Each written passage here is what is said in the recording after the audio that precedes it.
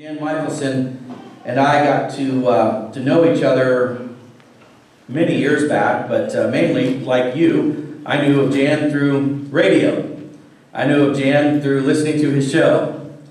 And then I started to get in trouble. So Jan reached out to me and said, "Hey, I need to talk to you on the air." And so I, through time, became very well acquainted with Jan.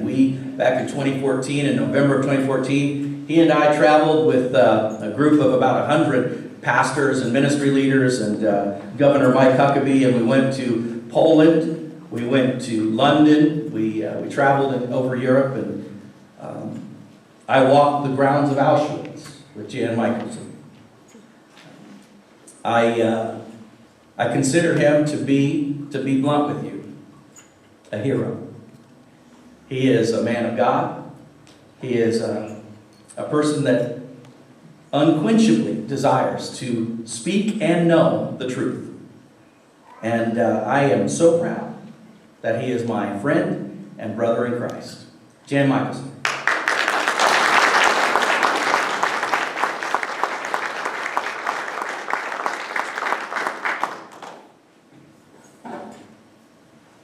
Thank you so much for the kind words and the invitation to come and speak to your people.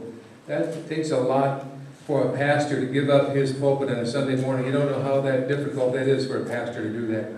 He studies and studies and studies and can't wait to get up there and give you what God gave him.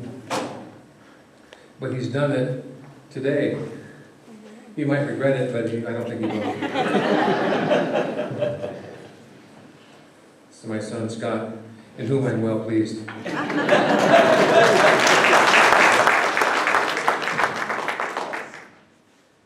Well, just out of curiosity, how many of you had me on your prayer list when you found out I had a stroke? You don't have to stop praying now, you don't. In fact, I think you probably should continue right now. Well, I'm glad you found the fort today. Well, it's easy. Just get up on Google and it'll say Road to Damascus. I told that to Mike, and he said, "Yeah, but you might pay for it with your eyesight." Pastor, I hate to tell you this, but you just have bad lighting here. You should talk to your people about this. Just bad lighting doesn't mean you have been stricken with the blindness. It just means you don't have a very well designed lighting system here. Sorry, you probably knew that. Let me tell you what happened to me. About this same time last year, as it was getting colder, and the first signs of winter showed up right before Thanksgiving, had an ice storm, and I was outside on a Saturday morning with a snowblower, clearing a path, and I got all hot and sweating, and I went in the house, took a shower, and went into the kitchen to cool down a little bit. And I had fallen for an infomercial on TV. It was for a pressure cooker, and I ordered it, and I thought we'd open an early Christmas present, and we decided to try it that morning. Just to be honest with you, the recipe, the food, there wasn't anything like it showed on the infomercial. It was not very good at all. And Susie said, maybe we ought to go back and look at the video or the instructions. So I did something that no guy should ever have to do. I read the instructions. Guys just don't do that. We intuitively know how things work. It's part of our programming. So I did open up the instructions, and I did my best to memorize what had gone wrong. So I started to explain to Susie how we had not filled the gap between what we saw on TV and what showed up on our plates. And Susie got this puzzled look on her face, and she said, totally uncharacteristic of her, "You're not making any sense at all." Now, you know how ridiculous that is. So she said, I'm really concerned about you. So she called, so concerned, she called 911. EMTs showed up, and they started asking me diagnostic questions. Now, keep this in mind. They kept asking me what my name was. So, to keep yourself out of trouble in the future, memorize your first and last name in case somebody ever asks you what it is. And so they asked me, who's the president? And I could not bring myself to say it, who it was. I thought that was a symptom of health. They thought otherwise. So they took me to Mercy, and they took some pictures of what was left of my brain. And they said, you've had a stroke, sir. And they put me on a helicopter and took me, life-flighted me to Iowa City, where they administered some chemical called TPA, I think it is. It's supposed to quickly dissolve the blood clot. That's what a stroke is, a blood clot in the brain. And so they went in and they went in and surgically removed the blood clot. And my wife, because she was concerned and understood that when I don't make sense, that's a medical condition that needs intervention. She saved my life by panicking. So that's really cool. So then I began the rehab process.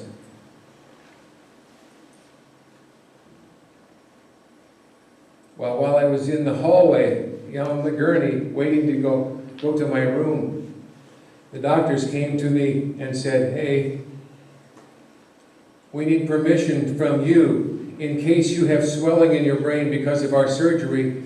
We might have to relieve the pressure on your brain by removing part of your skull cap. Is that okay if we do that? And I did not answer. And they kept saying, sir, to save your life, do we have your permission if we need to remove part of your skull cap to relieve the pressure? And I didn't say anything. And they said, what are you doing, sir? We are asking you a medical question. We're asking your permission. What's going on? I said, I'm just thinking. I might ask for a second opinion. And they said, you need a second opinion? Yes. And you're ugly. Boom, boom, boom. Where's your percussion session? All of God's churches have to have a percussion session. That would have been the time for a ring and a boom, I'm sorry. Well, so they didn't need to do that, and I did not have to have that surgery, and I was fine.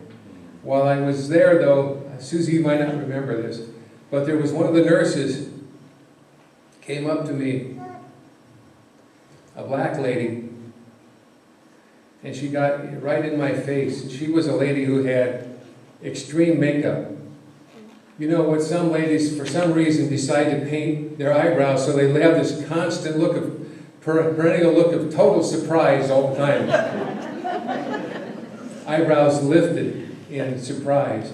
And she had done that to herself, and her eyebrows were bright orange. And she got down to my face really close. And she said, you see me, sir? As I sure do. And she was right here. And she said, tell me what you see. Dangerous thing to say. And she says, it's all right, I won't be offended. All I could remember to say was, Black Lives Matter. And she says, that's a great answer. So they took me back out of, I was in rehab there at the hospital in Iowa City for several weeks, and finally was admitted to here in Ankeny at On With Life, which is a really good rehab center for people who've had brain injuries. And that was me. So I began the rehab process.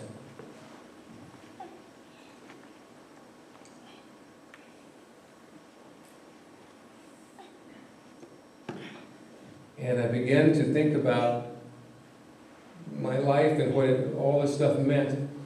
And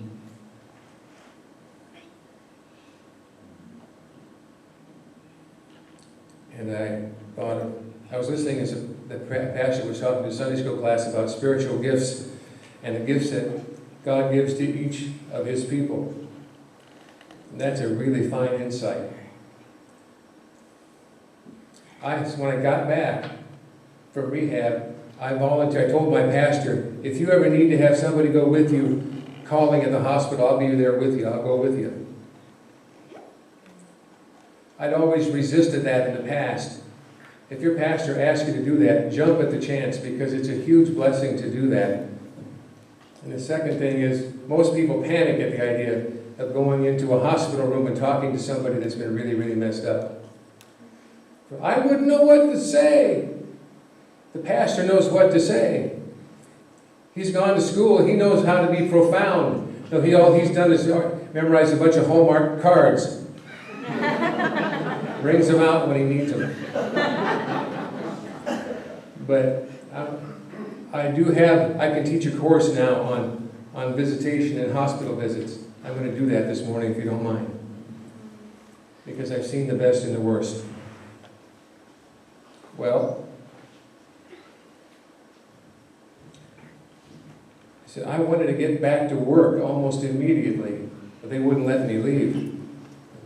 On with life. They kept insisting I go through rehab. They said, you won't be able to do it. You won't be able to walk. You won't be able to function. So we have to teach you how to function again. The sling is not because I injured my arm. It's because I've lost the ability to hold my arm up. It's put pressure on my shoulder, and it has damaged my shoulder. So to avoid further damage, I can keep my arm elevated to keep pressure off of my shoulder. I'm not doing this just for sympathy. Although it works pretty well, Pastor. I'll let you have a good price on a used sling. So I decided, long ago, I'd interviewed a lady from Marshalltown by the name of Ruth Likey. She had gone through a stroke herself back in 2000, and she was unhappy with her progress. So she looked all over the world for where she could get a boost. And she found a treatment center in China. And so she went to China for several weeks and received traditional Chinese medicine treatment, therapy, acupuncture mostly, in addition to other things. And she came back and she was symptom-free. And she wrote a book about her experience. And I got a chance to interview her. And I remembered that interview said, well, I wanted to contact this lady because I don't want to have symptoms. I want to get back in the game as quickly as I can. So I contacted her. And she got me over into China I was there for 3 months. My wife Susie came with me, and my son did too. And I received the same treatment that she got. My acupuncturist over there was a Chinese doctor. Said he put 2,400 different needles in me over the 3 months. And I went over there on the plane in a wheelchair, and I came back using a cane. I was able to get around. Wow. And I am slowly recovering other abilities that I got damaged in this process. Well, one of the most common questions, I started to get emails and texts and letters and phone calls from people. One of the most common questions I got was, what do you think God was trying to teach you with this stroke? The implication, of course, is that I must have been doing something wrong in order to receive such a whack. Why would God do that to you? Because you usually have, well, you're a known Christian and you're an activist on the air. You let people know about your faith. So why would God do this to you when you are a person of faith? Why would He do that to you? Excuse me. John 9 deals with this issue. As he went along, he saw a man that was blind from birth. his disciples asked Jesus, "Rabbi, who sinned, this man or his parents?" And Jesus rejected the premise of the question. He said, neither this man nor his parents sinned. Of course they had. They're human. But this happened so that the works of God might be displayed through him. Well, I can say that's what happened to me too. God did this to me so he could display himself through me. And the short answer is God allowed this to happen to me because he wanted to bless me. Now, how is it possible that you lose 7 months of your life, Jan, lose some of your abilities to walk and to function, and you're still struggling to this day, and you consider that a blessing? I said, I sure do. I'll show you exactly why in a few minutes.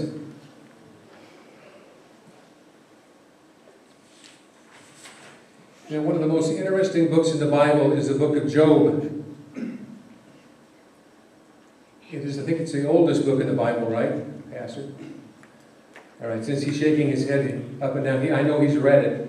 So now he's responsible to answer all of my questions.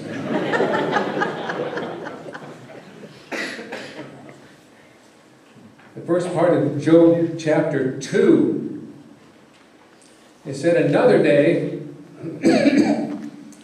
the Bible just talks about this like it's just an ongoing story, and it is. It's just a dialogue that it's having with us. So it's so interesting. Water boy. Whoop.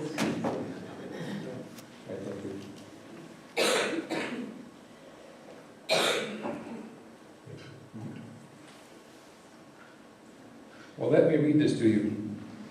Another day, the angels means a lot of them, presented themselves before the Lord.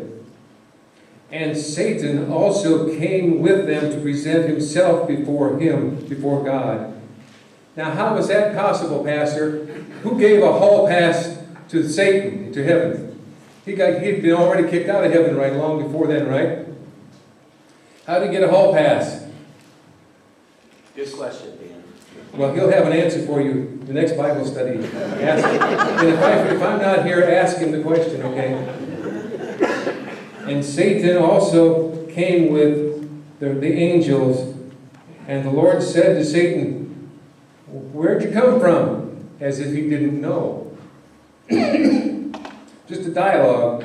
And Satan said, "Oh, just roaming throughout the earth, going back and forth on it." And the Lord said to Satan, "Have you thought about my servant Job? There is no one on earth like him. He is blameless and upright, a man who fears God and shuns evil. He also maintains his integrity, though you incited him against me to ruin him without any reason." And Satan said, "Skin for skin. A man will give all he has for his own life. But now you stretch out your hand and strike his flesh and bones, and he will surely curse you to your face." And the Lord said to Satan, "Well, okay then, very well then, he's in your hands. Do what you want, but you cannot kill him." Do what you want to him, but you do not have permission to kill him. So Satan left the presence of the Lord and afflicted Job with painful sores from the soles of his feet to the crown of his head. Then Job took a piece of broken pottery and scraped him with it as he sat amongst the ashes. And Job's wife said to him, I think she was a Baptist, Are you still trying to maintain your integrity? Why don't you just curse God and die? Yeah, Baptist. She was probably a deacon's wife. And Job replied, "You're talking like a foolish woman." No, he wasn't channeling Trump. She says, "Shall we accept good from God and then not trouble?" I was thinking about Trump this morning. And the silly reaction that some of the Democrats have had to his election, how panicked they are and how hurt they are. And they're in grief, and they have to go to their safe room to avoid the stress of knowing that Donald Trump is now our president. They have to be counseled. Some of the universities around the country have had grief counseling for their students in their safe rooms. I was thinking, what a bunch of silly people we have become. And my metaphor for this, after much thought and not a lot of sense, is the fainting goat. You know what a fainting goat is?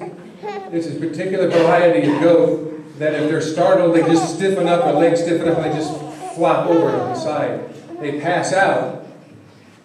And I was just thinking, I would pay a little bit of money to somebody if they would walk up with their iPhone video going to one of these goats and yell out, "President Trump!" and watch it. That video would go viral, I promise. And even better, because the ACLU, the Anti-Christian Litigation Union, is ready to sue. They said, we're going to sue anything that moves that violates our principles in this next administration. They've already collected millions of dollars, and they're already threatening to sue. I was thinking that you could walk up to one of these goats, video going, and just say, "Bless God!" That'd be grounds for a lawsuit. The goat would have to be taken to a safe room until it revived. I just think it's just so funny. I think that's how Corruptible Dollar got started. My mom, bless her soul, was a charismatic. She went to one of the most charismatic churches in the country. It's called Melody Land in California. And she would always, at the end of a church service, go forward. No matter what the context was, she'd always go forward. And at the end of the service, the pastor would slay people in the spirit. He'd walk forward and he'd pray in various languages. And then he'd put his hand on their forehead and say, "Jesus!" And then they'd pass out. And that was considered to be slain in the Spirit. They were so overwhelmed by the power of the Spirit of God that they would literally lose consciousness. My mom was an old goat, but she was not a fainting goat. She was always so disappointed when the pastor would do that, and she would not swoon. She'd go back over and over trying to get slain. I'm sorry, Mom. I can feel her presence. I'm going to pay for it when I get there. Boy. So, are you still maintaining your integrity, Job? Curse God and die. That was the very first act of the Friends of Job Society. It was a club that was formed, the object of which was to get people to curse God and die. You get 50 points if you can get somebody in your church to do that.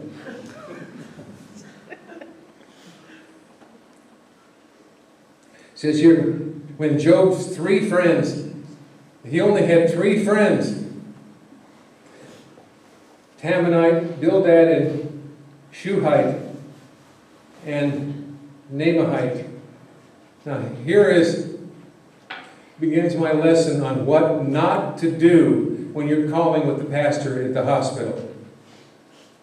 They set out from their homes and met together by agreement to go and sympathize with Job and to comfort him. They went calling. They decided to go to the hospital and go comfort the afflicted. When they saw him from a distance, they could hardly recognize him because of his wounds. They began to weep out loud, and they tore their robes and sprinkled dust on their heads. They made a big show of their empathy. They faked a lot of their empathy. they cried out loud and said, "Oh, Job, we are so sorry what's happened to you." They tore their clothes in grief and threw dust in the air so it landed on their heads. Then they sat on the ground with him for 7 days and 7 nights. Nobody said a word to him for a week. See, this is principle number 1. You don't have to say anything when you go visiting somebody that's in the hospital. Nothing. Job's friends figured this out. They knew he was in pain. They didn't have to fake their empathy. They knew he was in pain because they saw his suffering was great. So they just sat and shut up for a whole week. Just sat and sat in his room with him, and they said nothing. I promise you that if you go to a hospital room and somebody is in there and they're in great pain and suffering, you don't have to say anything. They will tell you everything that you need to know. Just be quiet. Everybody hates dead air, especially people on the radio. In my business, if there's quiet, something's broken. And the human nature is such that everybody's just like that. Nobody likes silences. And we all try to fill them with something, even if it's just silly noise. So if somebody is in the hospital and you love them and you want to show them kindness and how much you care for them, just sit there and quietly be with them. If they will let you hold their hand, do that. That says more than you can ever say. It's more eloquent than all the Hallmark cards that your pastor has on file.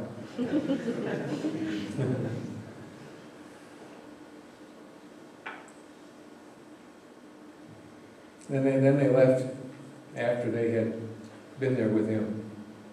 That is so cool. They said nothing for 7 days and 7 nights. I promise if you're quiet long enough, the person you're visiting will speak up and tell you what's on their heart. You don't have to embellish it. Other mistakes I've seen made. Guy walks in he was a deacon in the church, he walked in with a pastor to a hospital room where the fellow had had a terrible accident. He'd been through like 7 surgeries, and he was lying there all stitched up, and he had tubes coming in and out of his nose. They helped him breathe and giving him fluids and aspirating him. And he was obviously in agony because he reached over and hit the medicine button on the console. Are you familiar with that, Pastor? They have self-administered pain medicine units that are in each room. That a person, if they can't bear the suffering, they can self-administer the pain medicine. That's what happened at the hospital here downtown, wasn't it? For some reason, they removed the real medicine and put saline solution in the pain reservoir. Now they're getting sued. Good. That's about as slimy as it gets to take somebody's ability to reduce their pain away from them when they're in agony.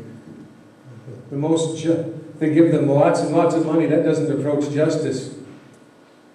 I think that for them to be experiencing justice would be to experience what it's like to have pain with no relief for a while. They push the button and saline solution gets pumped in. And that doesn't feel any better. Duh!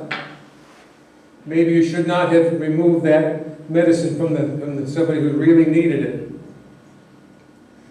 Well, anyway, this fellow sees this guy in agony. He says, "I know exactly how you feel. I had an appendicitis attack. I had to have an operation. You want to see my scar?"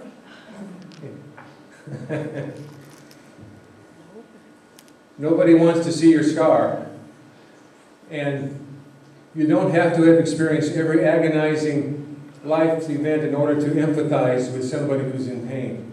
You don't have to fake concern. Just be concerned because they are a fellow human being that needs your help and needs your presence. The presence of another human being is so healing. So that's why when I was locked into my bed and on with life, I mean literally they had me in a bed that had had screens all the way around it. I could not get out without somebody unscreening or unzipping the bed. It was so cool when your pastor showed up to visit me at On with Life. That was such a blessing to me. I will never forget it, sir. What happens is, at about 10 o'clock at night, the lights get turned out in the building. The lights get turned out in the hall, and the voices of the nurses in the hallways get dim. You can't hear anybody speaking anymore, and the sounds of other humans in the building disappear.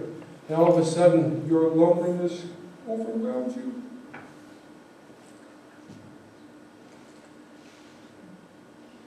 And the memory of your wife leaving, saying goodbye and good night. Thank God for a faithful woman. I found out who my friends were, and I also found out how faithful my wife was. What a good woman I have. There's nothing more important than a supportive, loving spouse.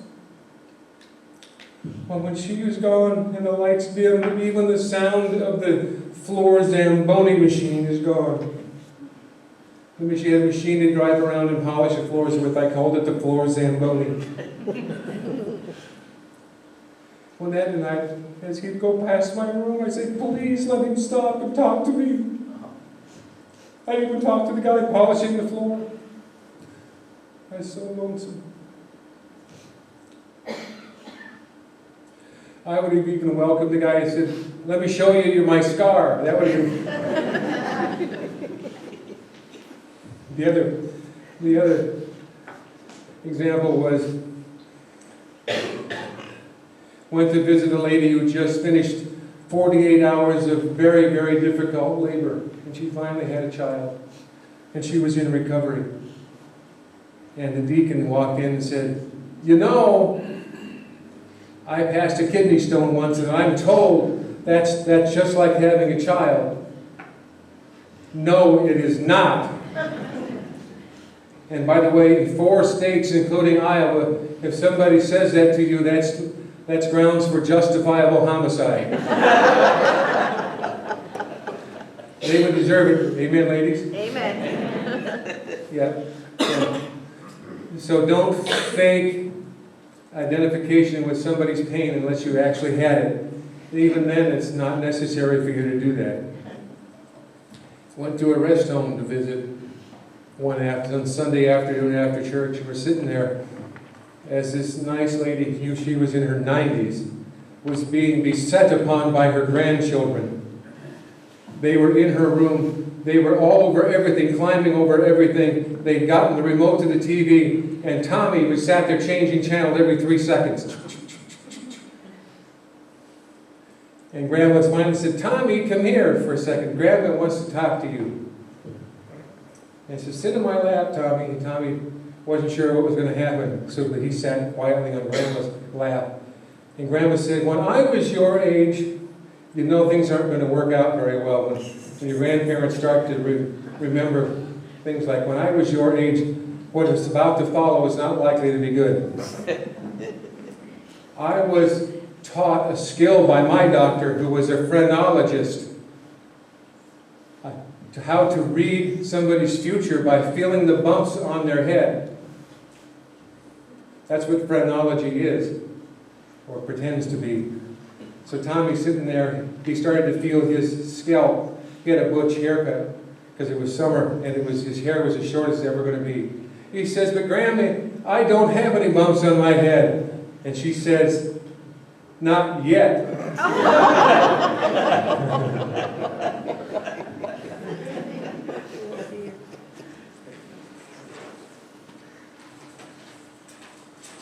So, those are some of the mistakes. Don't pester Grandma unless you want some unexplained lumps.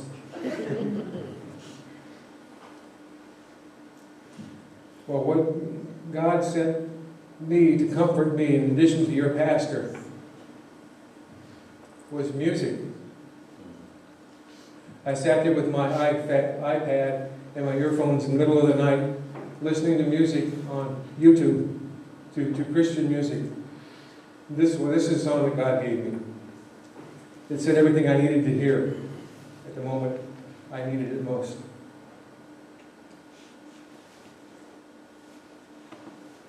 A little more.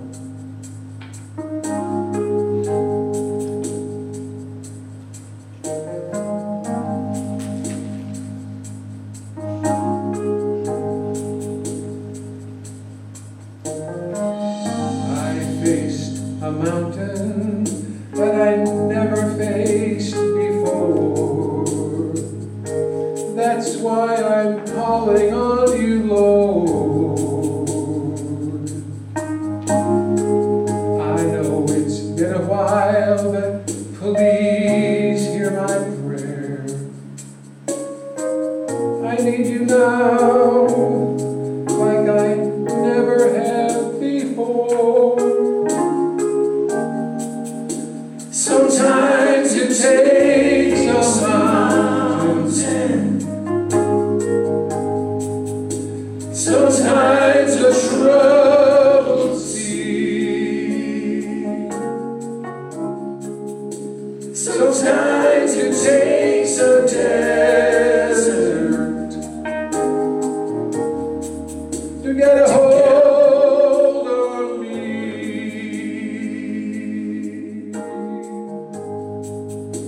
Your love is so much stronger than whatever troubles me. Sometimes it takes a mountain to trust you and believe.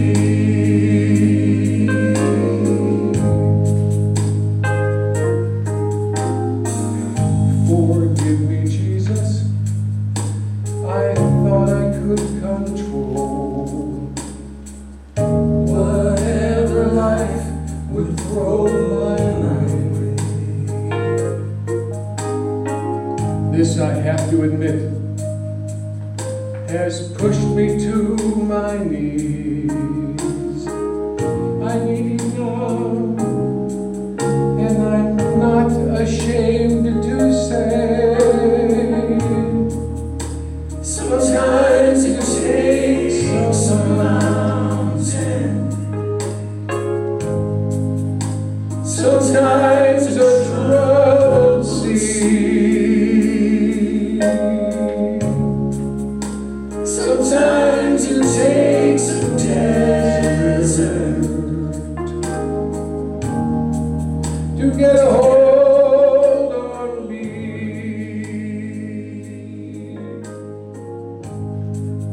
Your love is so much stronger than whatever troubles me. Sometimes it takes a mountain to trust you and believe. Sometimes it takes a mountain to trust you and believe.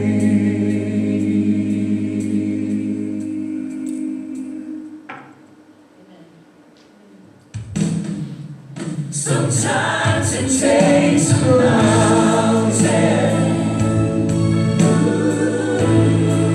sometimes a troubled sea, sometimes it takes a desert to get a hold on me.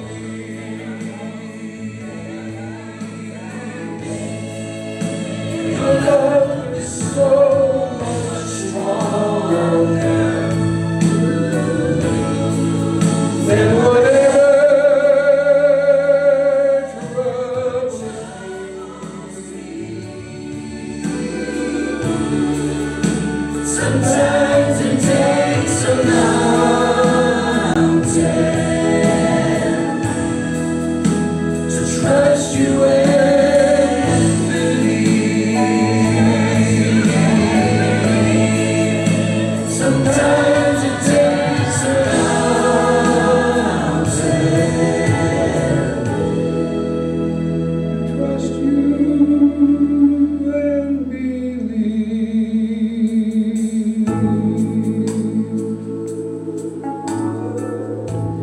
it even takes a stroke.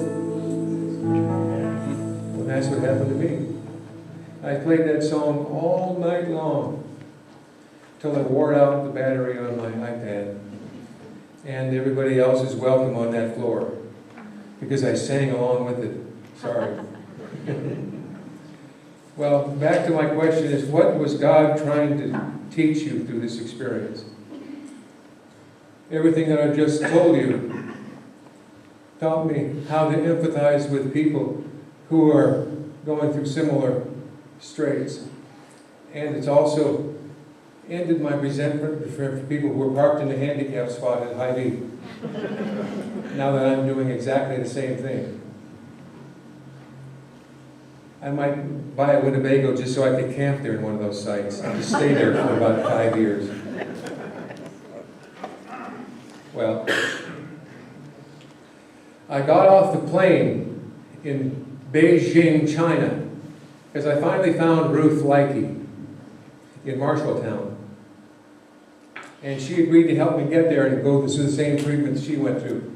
And we finally got it all arranged, got off the plane in China, in Beijing, headed toward another city called Tianjin, where my treatment was to begin. Now, I wasn't going to go to a hospital, I was going to go to a hotel. And the doctor would literally come to my hotel room for some treatment. There's a 5-star hotel in Tianjin called the St. Regis Hotel, a really fancy joint.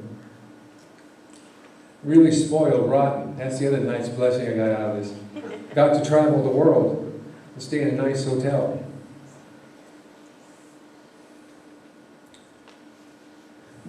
It's cheaper to go to China and stay in a hotel, a 5-star hotel, than to go to a 5-star hospital in the United States to get treatment.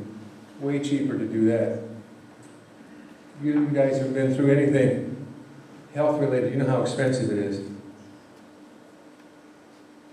Well, how did we afford it? Well, we didn't afford it. Although where I worked took really good care of me. WHO has taken really good care of me. And I had established a medical savings account years ago that had accumulated thousands of dollars in there. And it performed exactly as it was designed to. I was able to use my own savings from a medical savings account in order to accomplish a lot of the travel and the treatment. We were able to pay cash rather than go through an insurance company that was not receptive to any of what we were doing. So anyway, I got off the plane and got into the van to go to the next town, and Ruth, who had been there, who lives in China now, and considers herself a missionary in China, has a missionary heart. She's a very fine Christian woman. And she said, I have a Chinese national who is my executive director, who's a new Christian. And she's growing so fast in her faith. She's been reading and she's determined that she now needs to be baptized. And she would like you to baptize her. I said, what? I'm not a minister. I can't do that. But yeah, but she has confidence that you can do it. And I met her. She's a gorgeous, gorgeous Chinese lady. One of the most beautiful women I've ever seen in my life. I will show you a video of her in just a few moments. And I said, I would be honored to baptize her. So I had to study up on how to do it. So I studied up and got prayed up. Because you can't be baptizing somebody unless your heart's right. You can't be running a communion service unless your heart's right. You agree, Pastor? Absolutely. So I got all prayed up and studied up. And we found a hot tub in the basement of this hotel that we decided to confiscate and use for a baptism service.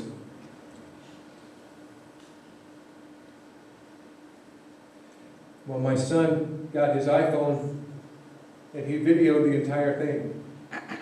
Pastor, should I show the whole thing or just that part? I took some video of the mission. You'll see about 6 minutes worth of video here. at the end of which you'll see me baptize this Chinese woman. The biggest blessing of my life was doing that. You know what it's like to baptize somebody, to usher somebody into the kingdom and into the church. It's like kicking that field goal must have been last night for the kicker of the Bible. Felt just like that at the end of the baptism service. When you're ready, show. Hi, I'm Ruth Leike, and I was privileged to be the first American to travel to China to receive traditional Chinese medical treatment for a devastating stroke I had in 2001. As a result, I spent 8 years taking people throughout the world to China for treatment. This led to numerous personal, business, and government relationships. We are now returning to China, using that experience, relationships, knowledge of culture, traditions, and Mandarin to serve God. We are building a mission team here in Tianjin, China, and need your help. As you know, the power of the Great Commission is seen by helping individuals establish a personal relationship with Jesus Christ. We have built a conduit in China using medical restoration with traditional Chinese medicine. This allows us to share our faith daily, demonstrating godly principles as we affect people during a critical moment in their life. We have seen that for each client we assist, we impact over another 40 individuals and families. We desire to grow and build personal relationships and use those opportunities to share our faith and lives at the same time.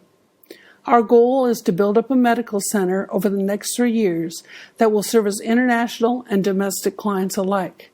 We also want to bring interns from the U.S. for 1 month to 1 year tours in China and partner over time with additional ministries that are seeking to impact China for Christ. 大家好，欢迎来到天津。Hi, welcome to Tianjin. To give you a little background, China has a population of over 1.35 billion people, representing 56 ethnic minority groups. This represents close to 20% of the world's population. According to the Joshua Project, over 40% of the world's population still has to be reached. 61% of the groups in China do not have scripture available in their own language.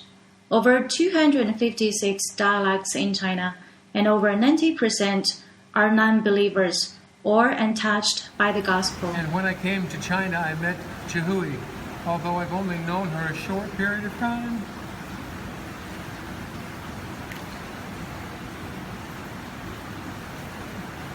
That short period, I've grown to love her as a sister in Christ. So as an act of obedience to Christ, today she has chosen to follow him in baptism. Died to save me, a sinner, at a time when I didn't really know him, or when I was not even given birth to. So I think Jesus is like a father who loves me so dearly that he's willing to die for me. So I want to embrace Jesus. Also, before I became a Christian, when I feel down or when life got tough, I listen to music or drink wines to cheer me up. But I found out none of them really work. So, but now, every time when I feel bad, I will read the scripture or I will pray. And that, it drives away the fear in my heart. And it gives me inner peace and hope. Like nothing can stop me or no one can beat me up. Yes. So I want to embrace Jesus in my life. I want to follow the new law under him. So I love Jesus. So based upon your profession of faith and your desire to publicly demonstrate that to all of Tianjin, I will baptize you. Don't join me. Okay. So in the name of the Father and the Son and the Holy Ghost, I baptize you, Jacques, buried in the likeness of his death, raised in the likeness of his new life. Thank you. I welcome you, sister, Thank you. to the dear. family of God.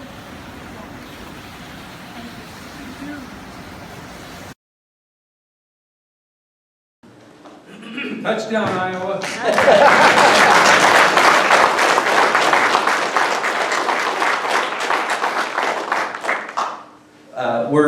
We were going to sing a couple more songs. We're not going to do that. I'm going to have a closing prayer. We're going to stand up, and I just want to tell you, church, thank you so much for allowing Jan to come and bless you. I know I've been blessed, and I just appreciate you and his faith and his commitment to our Lord. And wow, what a blessing today.